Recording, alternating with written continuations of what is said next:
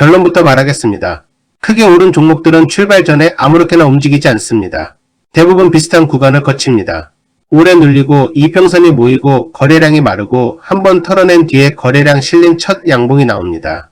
이 흐름을 모르면 폭등주를 초반에 못 보고 이미 오른 뒤에 따라가서 물리게 됩니다. 앞으로도 이런 식으로 차트에서 반복되는 기준을 계속 정리해 드릴 테니 종목 찾을 때 감이 아니라 기준으로 보고 싶다면 구독해두고 하나씩 쌓아가시면 됩니다. 주식시장에는 기법이 정말 많습니다. 이평선, 거래량, 캔들, 보조지표, 수급, 재료, 테마. 처음 공부하면 뭘 봐야 할지 헷갈립니다. 그런데 지난 폭등주 차트를 쭉 돌려보면 신기하게도 자주 반복되는 모양이 있습니다. 처음부터 장대 양봉으로 미친 듯이 올라가는 게 아닙니다.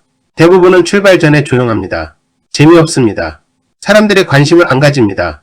주가도 옆으로 기고 거래량도 줄어듭니다. 그러다가 어느 순간 이평선이 모이고 가격 변동폭이 줄어들고 갑자기 거래량이 붙으면서 첫 양봉이 나옵니다. 저는 이걸 폭등 전야의 압축 구간이라고 봅니다. 쉽게 말하면 에너지가 모이는 구간입니다. 많은 초보자들은 이미 오른 차트만 봅니다. 뉴스가 나오고 거래량이 터지고 게시판이 시끄러워지고 주가가 이미 20%, 30% 오른 뒤에 봅니다. 그러면 늦습니다. 그때는 이미 먼저 본 사람들이 수익권이고 뒤늦게 들어온 사람은 흔들릴 때마다 불안해집니다. 진짜 봐야 할 건 폭등한 뒤가 아니라 폭등하기 전입니다. 그럼 폭등 전야의 패턴은 어떻게 생겼을까요? 오늘은 3단계로 보겠습니다. 첫 번째는 에너지 응축입니다. 차트가 오래 옆으로 갑니다. 주가가 크게 오르지도 않고 크게 빠지지도 않습니다. 위로 가면 막히고 아래로 가면 버팁니다. 이걸 박스권이라고 부릅니다. 초보자 눈에는 재미없는 차트입니다. 그런데 이런 구간이 길어질수록 나중에 방향이 나왔을 때 크게 움직이는 경우가 있습니다. 여기서 봐야 할 게 이동평균선입니다. 5일선, 21선, 61선이 따로 놀지 않고 점점 가까워집니다. 예전에는 선들이 위아래로 벌어져 있었는데 시간이 지나면서 한 곳으로 모입니다. 주가도 그 주변에서 좁게 움직입니다. 이건 시장의 방향을 기다리는 모습입니다. 물론 이평선이 모였다고 무조건 폭등하는 건 아닙니다. 이평선 수렴은 출발 신호가 아니라 준비 상태입니다. 아직은 매수 버튼을 누르는 자리가 아닙니다. 그냥 이제부터 관심 있게 볼만한 차트가 됐다는 뜻입니다. 이때 초보자가 자주 하는 실수가 있습니다. 박스권이 길어지면 지루해서 팔아버립니다. 또는 아직 움직이지도 않았는데 미리 크게 들어갑니다. 둘 다 좋지 않습니다. 움직이지 않는 차트는 기다림이 필요합니다. 하지만 무작정 기다리는 게 아닙니다. 내가 봐야 할 가격을 정해놓고 기다리는 겁니다. 박스권 상단이 어디인지 하단이 어디인지 거래량이 언제 붙는지 21선 위에서 버티는지 이걸 봐야 합니다. 폭등 전야의 첫 모습은 조용한 수렴입니다. 시끄러운 차트가 아니라 조용한 차트입니다. 이미 난리난 종목이 아니라 아직 조용한 종목입니다. 다만 그 안에서 이평선이 모이고 변동폭이 줄고 거래량이 말라가고 있어야 합니다. 두 번째는 가짜 하락입니다. 이 부분이 정말 중요합니다. 크게 가는 종목도 출발 전에 한번 흔드는 경우가 많습니다. 박스권 하단을 살짝 깨는 것처럼 보이거나 21선을 잠깐 이탈하거나 갑자기 음봉이 나오면서 사람들을 겁먹게 만듭니다. 초보자는 여기서 많이 털립니다. 아, 끝났구나. 역시 안 가는 종목이었구나. 괜히 기다렸다? 그래서 팔고 나옵니다. 그런데 이상하게 그 뒤에 다시 올라갑니다. 그리고 얼마 지나지 않아 거래량이 터지면서 박스 상단을 뚫습니다. 이런 흐름이 왜 나오냐? 시장에서 약한 손을 털어내는 과정일 수 있습니다. 오래 기다린 사람들, 단기 손절 기준이 짧은 사람들, 조금만 흔들려도 무서워하는 사람들이 여기서 빠져나갑니다. 그 뒤에 주가가 다시 회복하면 차트가 가벼워질 수 있습니다. 그렇다고 모든 하락을 털기라고 보면 안 됩니다. 진짜 하락도 있습니다. 그래서 구분해야 합니다. 가짜 하락은 보통 오래 무너지지 않습니다. 지지선을 살짝 깨더라도 빠르게 회복합니다. 거래량이 폭발적으로 터지면서 무너지는 하락이 아니라 짧게 흔들고 다시 올라오는 경우가 많습니다. 그리고 회복할 때 거래량이 붙습니다. 반대로 진짜 하락은 다릅니다. 지지선을 깨고 거래량이 실리고 다시 회복하지 못합니다. 반등이 나와도 약합니다. 이건 털기가 아니라 추세 이탈일 수 있습니다. 그래서 가짜 하락을 볼 때는 이 기준을 봐야 합니다. 깨고 바로 회복하는가? 21선 위로 다시 올라오는가? 박스권 안으로 다시 들어오는가? 회복할 때 거래량이 붙는가? 이게 중요합니다. 세 번째는 거래량 실린 첫 양봉입니다. 이게 오늘 영상에서 가장 중요한 부분입니다. 오래 수렴했습니다. 중간에 한번 흔들었습니다. 그리고 다시 회복했습니다. 그 다음 박스권 상단이나 전고점 근처에서 거래량이 붙으며 양봉이 나옵니다. 이때부터 차트가 달라집니다.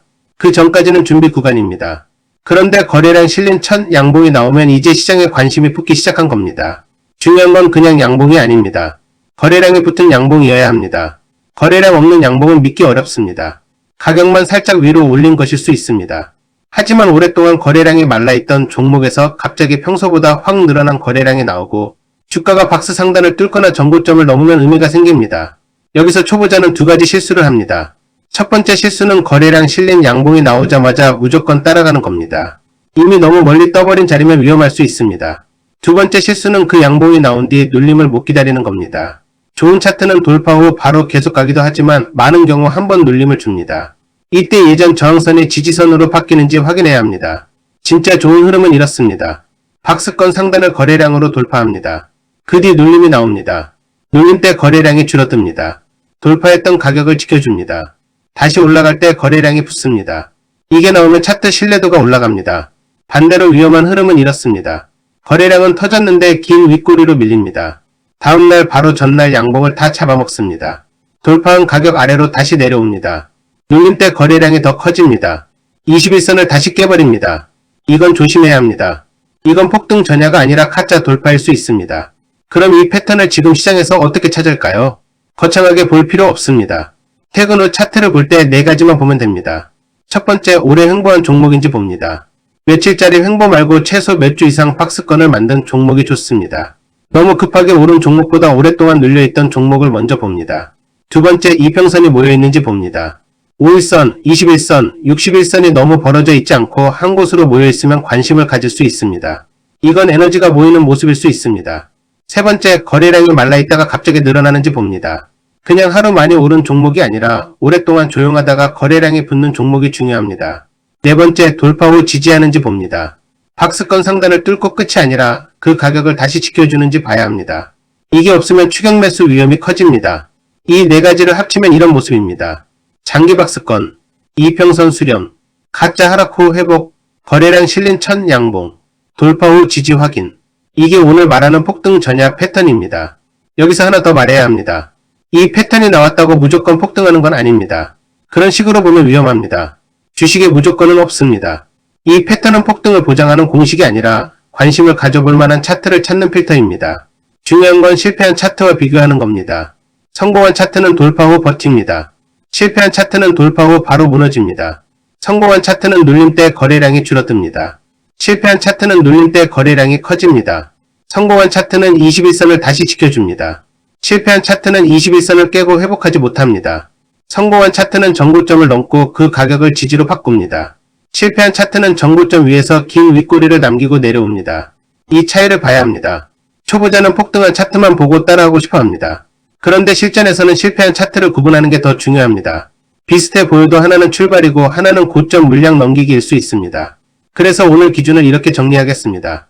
폭등주를 찾으려고 하지 말고 폭등 전야의 조건을 찾으세요. 첫째, 오래 조용했는가? 둘째, 이평선이 모였는가? 셋째, 거래량이 마른 구간이 있었는가? 넷째, 한번 흔든 뒤 빠르게 회복했는가? 다섯째, 거래량 실린 첫 양봉이 나왔는가? 여섯째, 돌파한 가격을 지켜주는가? 여기까지 봐야 합니다. 많은 사람들이 이미 오른 종목만 봅니다. 그런데 이미 오른 종목은 쉽고 동시에 위험합니다. 누구나 알아볼 수 있기 때문입니다. 진짜 공부는 오르기 전 차트를 보는 겁니다. 조용할 때, 거래량이 마를 때, 이평선이 모일 때, 처음 거래량이 붙을 때 그 변화를 보는 겁니다. 오늘 결론입니다. 폭등주는 갑자기 튀는 것처럼 보이지만 차트 안에서는 미리 준비하는 구간이 나오는 경우가 많습니다. 장기 박스권에서 에너지가 모이고 이평선이 수렴하고 가짜 하락으로 한번 털고 거래량 실린 첫 양봉이 나오고 돌파한 가격을 지키면 그때부터 관심을 가져볼 수 있습니다. 다만 무조건 매수 신호로 보면 안 됩니다. 이건 후보를 찾는 기준입니다. 매수는 항상 손절 가격과 지지선이 보여야 합니다. 돌파한 가격을 깨면 실패로 봐야 합니다. 이 기준 없이 들어가면 폭등주 찾다가 오히려 고점에 물릴 수 있습니다. 마지막으로 한 문장만 기억하세요. 폭등 전에는 시끄러운 차트가 아니라 조용히 압축되는 차트에서 시작됩니다. 시청해주셔서 감사합니다.